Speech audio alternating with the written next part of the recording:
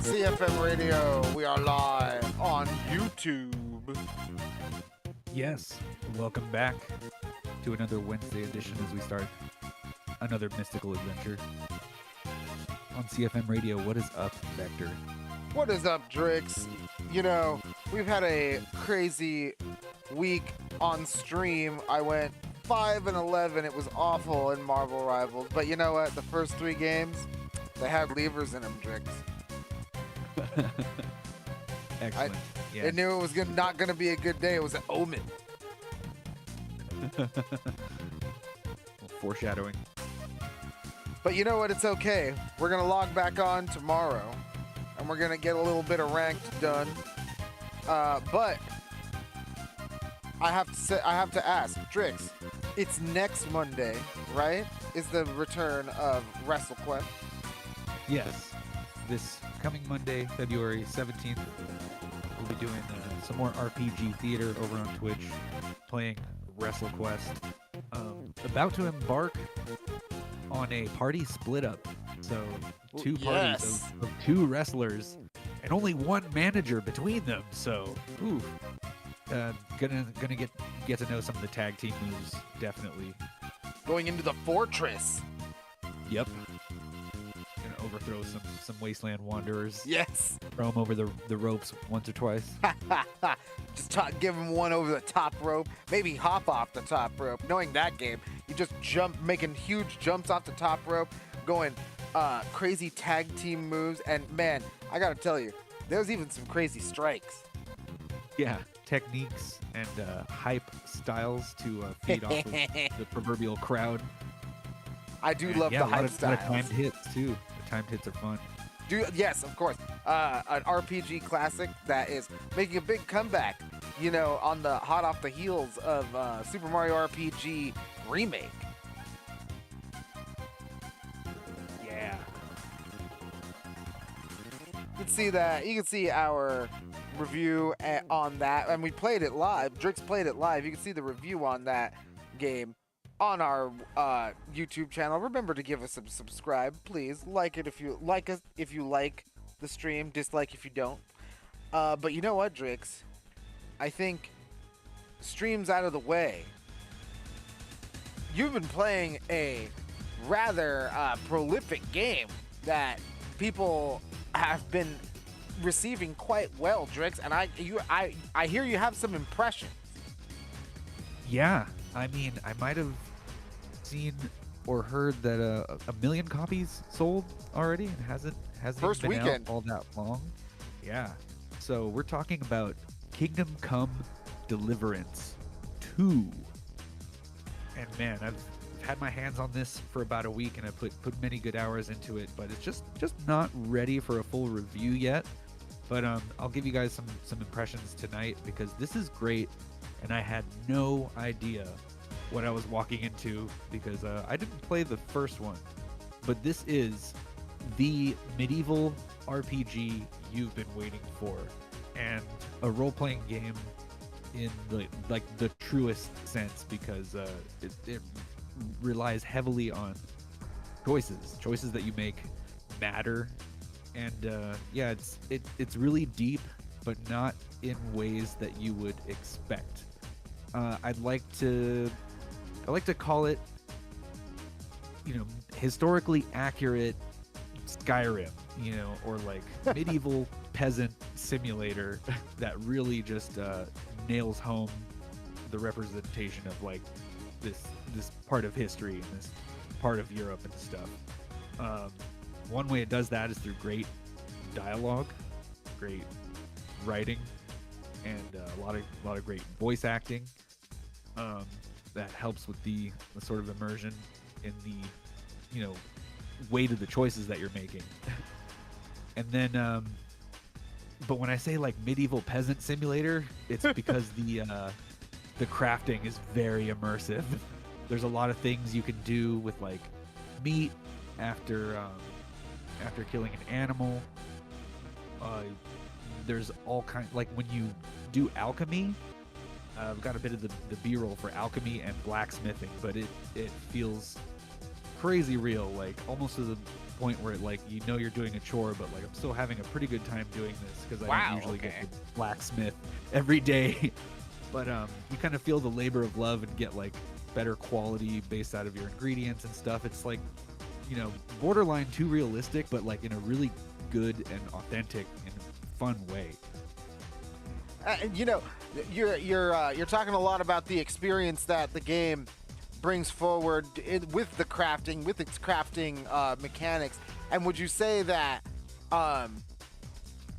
that laboriousness or like that intensity of labor is something that when you reach the end feels like a nice hurdle you got over? Oh yeah, definitely. And like, yeah, it's all very satisfying. It's like it's tough, but it's fair. You know what I mean? Like nice. It feels fair.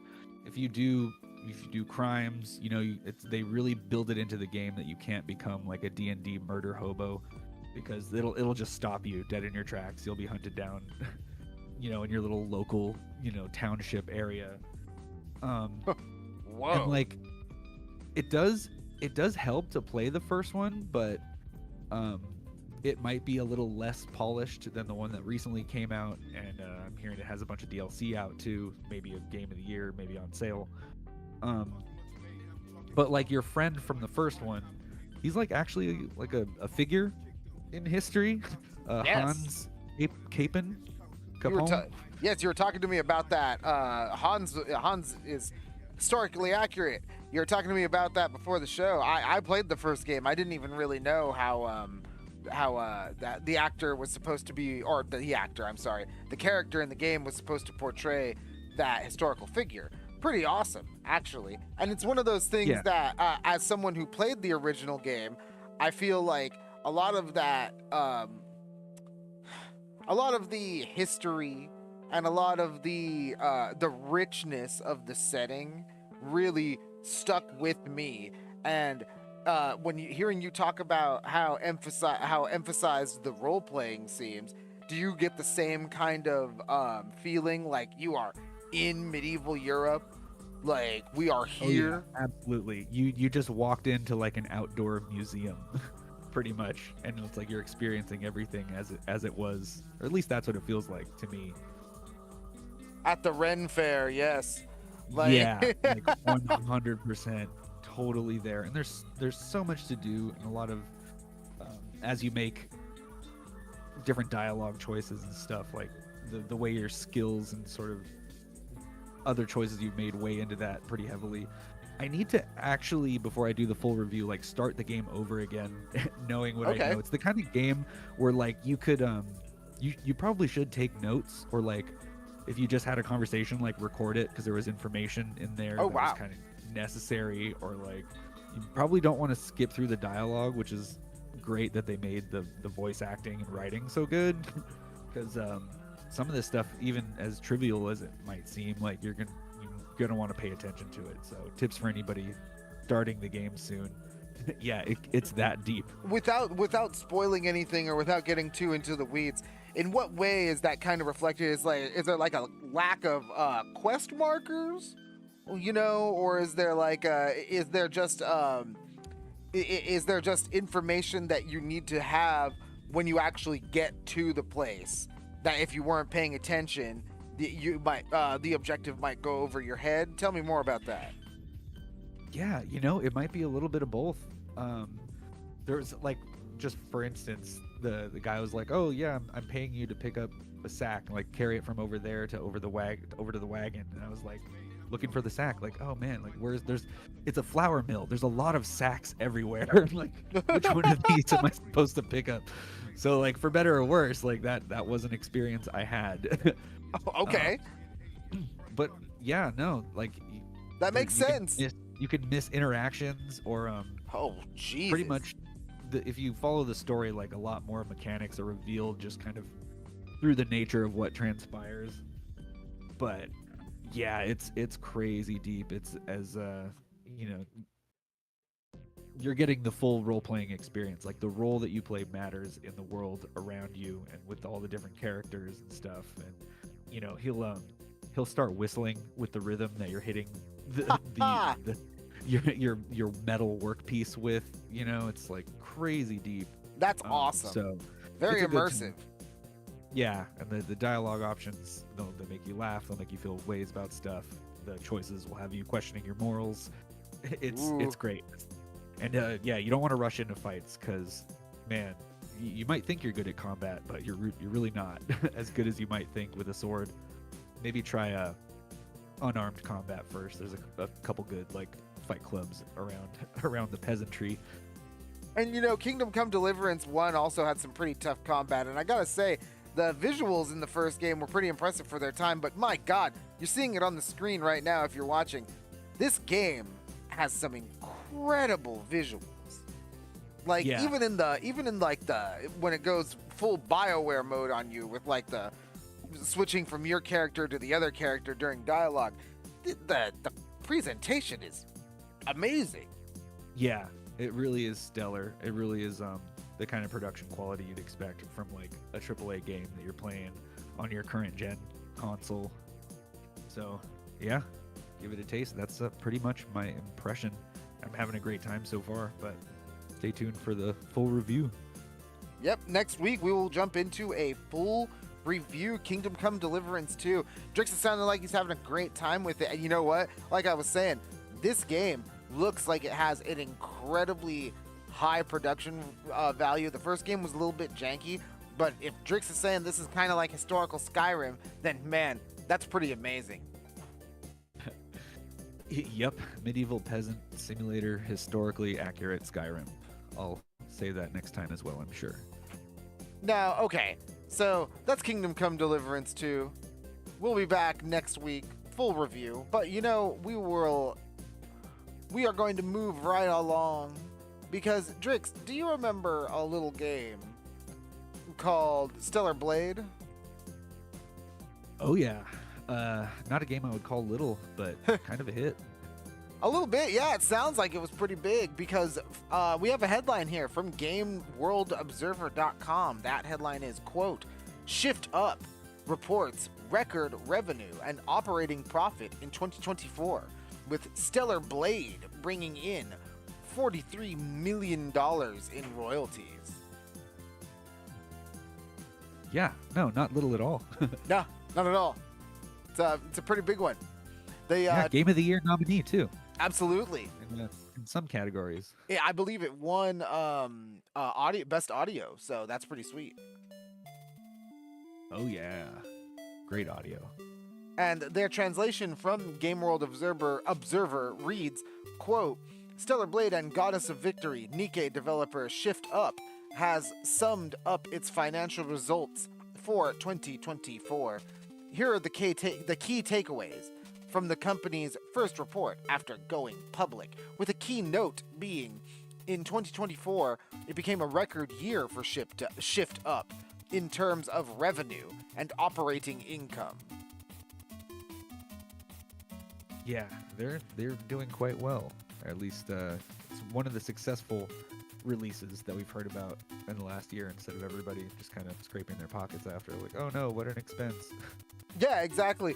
Definitely one of the games that ran a victory lap, celebrated, or had a little bit to celebrate when it was released.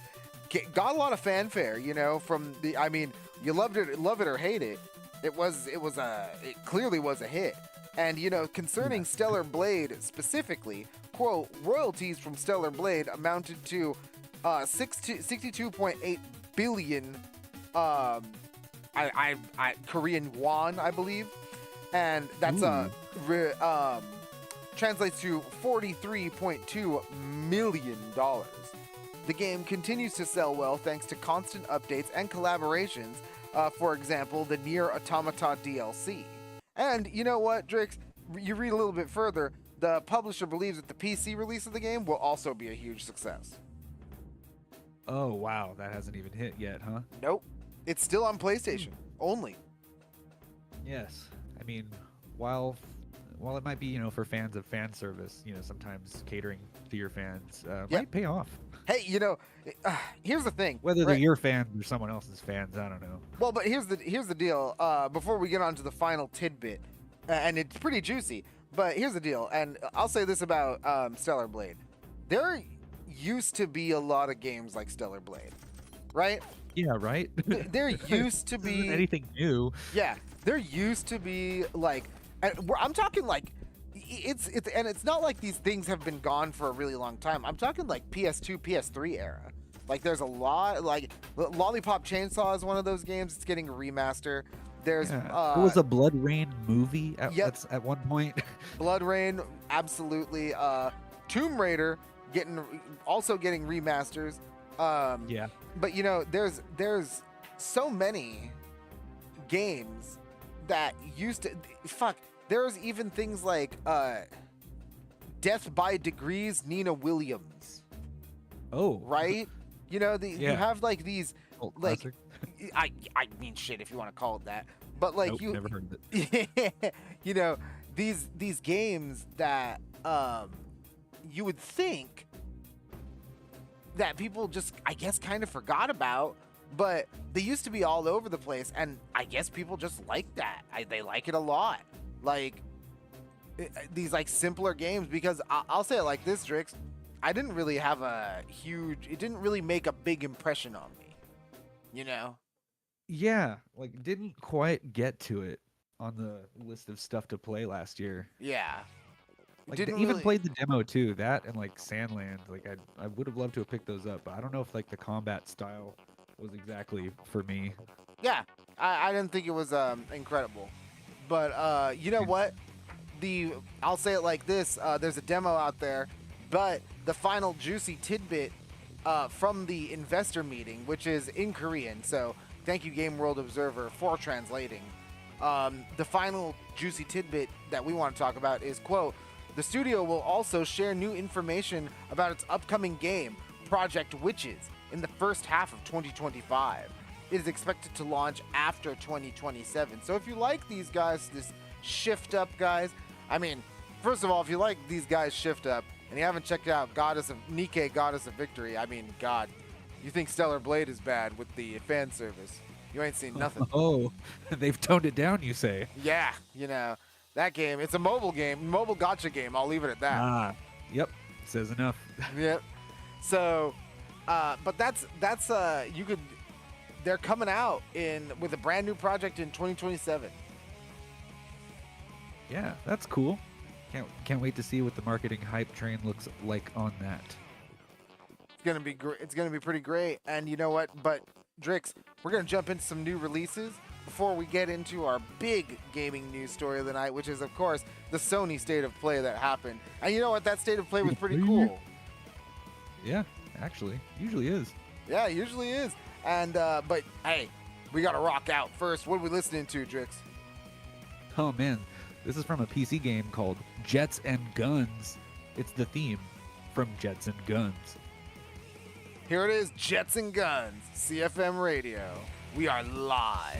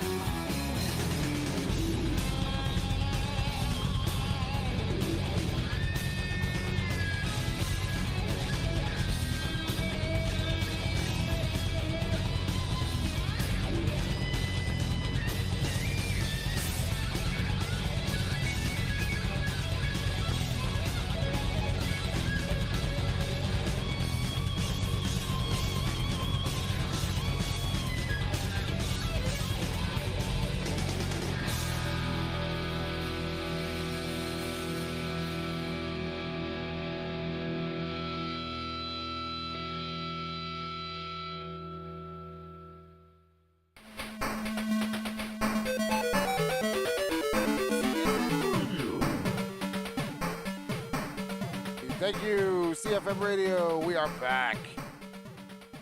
That was a song called Legacy from the PC Classic. It was even remastered called Full Throttle.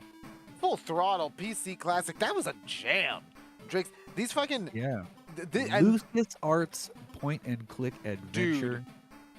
Dude on a motorcycle, just being badass. those old LucasArts games are so awesome.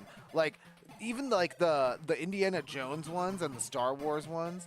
Like, man, talking about Dark Forces, that got remastered too. Like, yeah, I'd play Indiana Jones in the library. hell yeah. Hey, but you know what we use? You know what? Another game, we have new releases, and we only got one new release to really talk about because the big new release, Drakes, it already came out. It came out yesterday. It's Civilization 7. Oh yeah, I know our buddy Johnny Deals is excited for that one. Oh, nice. More history incoming after that Kingdom Come Deliverance 2 impression. Right? You're getting hit with history. Yeah, we're going to raid those tombs, man. Hell yeah, because that's what we're about to do, because the new release that we want to talk about is the remaster of Tomb Raider. Oh god, it's blasting. The remaster of Tomb Raider. And this remaster is not of the original trilogy.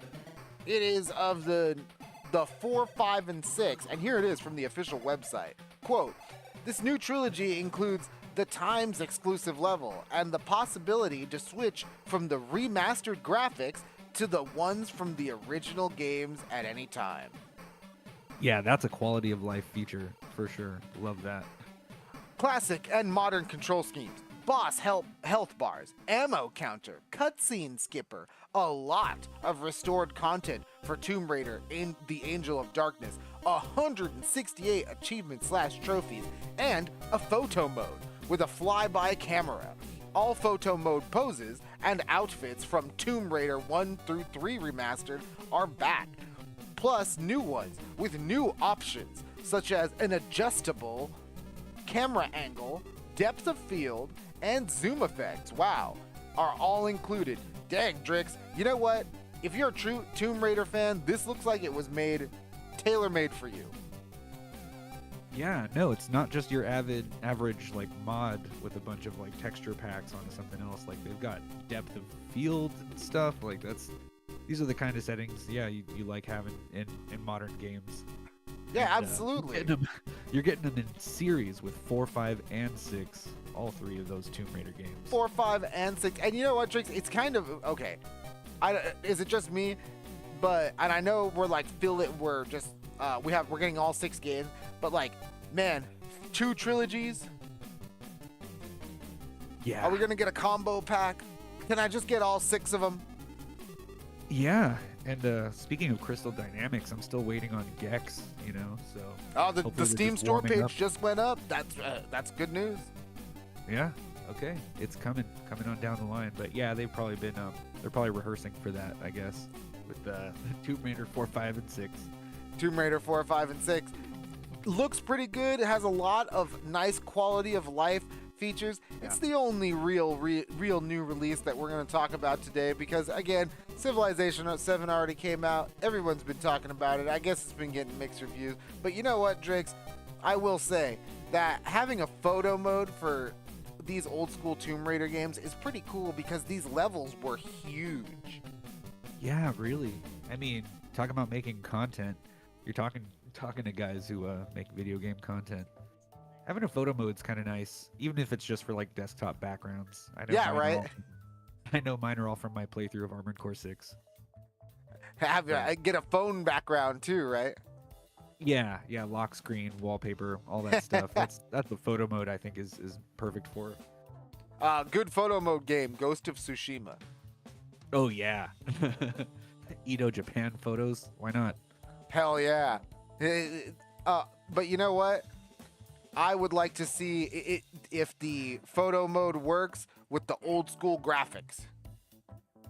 Yeah, I mean you can flick back and forth between them, I guess. And I can't wait for some people to experience the classic control style. Like, oh my god, how much of an improvement modern will be if you ever struggled with those previously. Like, You know that's gonna get a lot smoother. Yeah, tank controls are not my friend. Yeah. Like, Oof. Yeah, you'd have to spend time training in your mansion, jumping from platform to platform. hey, you know what? It all depends on your skill. When it comes to those tank controls, it's all skill. But that's a skill Yeah. I don't have. Thankfully, we're getting updates to this stuff. Tomb Raider 4, 5, and 6 comes out for Nintendo Switch, PlayStation 4, PlayStation 5, Xbox Series consoles, Xbox One, and PC. Valentine's Day, this Friday, February 14th. Should be great. Spend your Valentine with Lara Croft. Yes, make your Valentine Lara Croft. But you know what, Drix? Since that's the only thing that we have to talk about, I think we're going to take another quick break, because I got to say, this state of play is insane. It was pretty crazy, and we got a lot to talk about. Yeah. Good stuff coming up. Good stuff coming up. I'm going to hit you with a song from the PSP for Loco Roco. This one's called Black's Theme. Black's Beam, CFM Radio. Beam it up.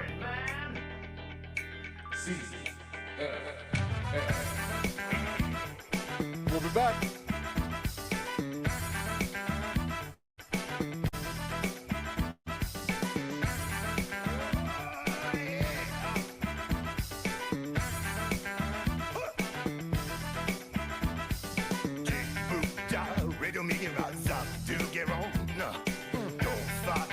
Just to make it a gandan do. Radio make it rise up to get on. Don't forget just to make it a gandan do. Check it, Baba, Mary, body, Jemu, Mige, no good to say, wanna get. Shake it, Ramu, gay. Oh, not to Jesus, do that. Bugger, do body. Do rada, boom, radar, do the brand new gay. Oh, not to Jesus, do that. Just the way I do. No, nothing ain't more I get down. Don't bubble, gotta do.